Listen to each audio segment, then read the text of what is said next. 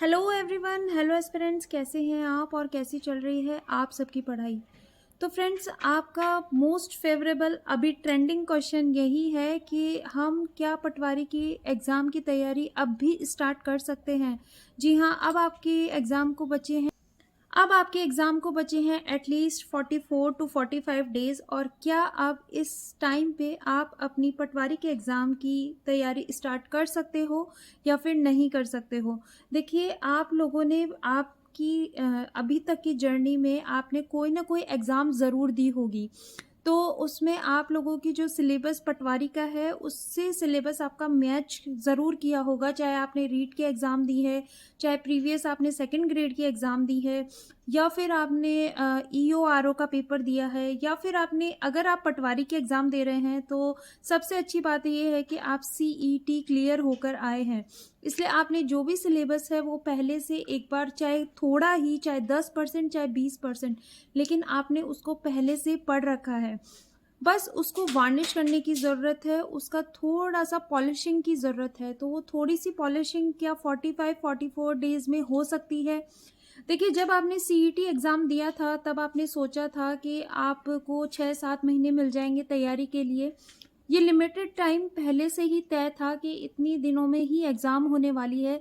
फिर भी अगर आपने अभी 1 डेढ़ महीना निकाल दिया है अपना, तो कोई बात नहीं, आपके पास अभी भी अगर लमसम हम माने तो 40 दिन हैं।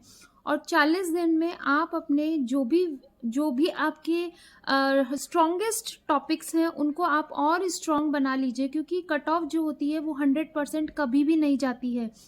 और हमें 100% सिलेबस पढ़ना भी नहीं है। तो अगर हम चाहें कि हम अपने सिलेबस को कंप्लीट करें, तो आप सब चीज़ों को ना पढ़ के कुछ टॉपिक को आप वहाँ से सेलेक्ट कर लीजिए और फिर उसके बाद में आप वहाँ से स्टडी कंटिन्यू कीजिए।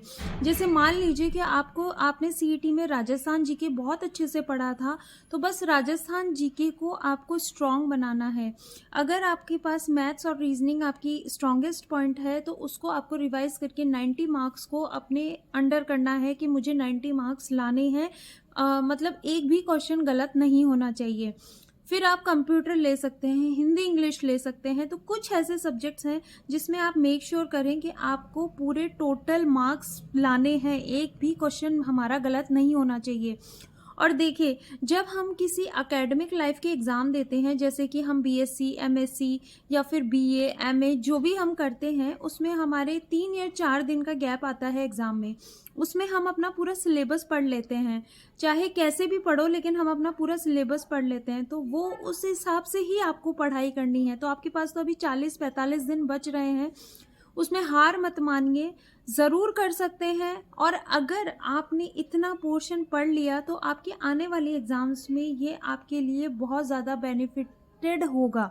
इसलिए एग्ज़ाम को छोड़े नहीं, तैयारी करें, बहुत अच्छे से पढ़ाई करें। और ये तो था आपके क्वेश्चन का जवाब। और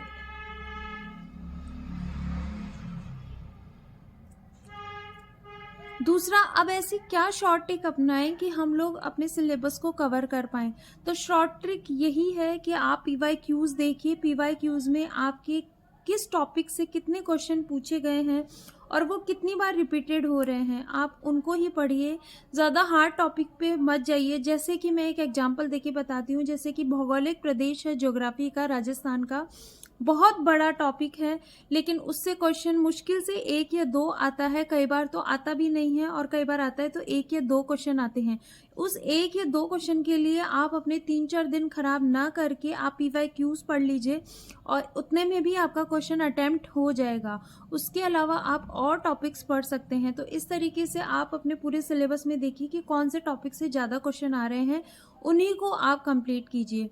तो ये थी स्ट्रैटेजी। ज़रूर आप तैयारी कर सकते हैं, ज़रूर आपका सिलेक्शन हो सकता है। बस अपने आप को पॉजिटिव रखिए, स्ट्रॉन्ग रहिए, पढ़ते रहिए और चैनल को सपोर्ट करते रहिए। Have a nice day. Thank you. धन्यवाद।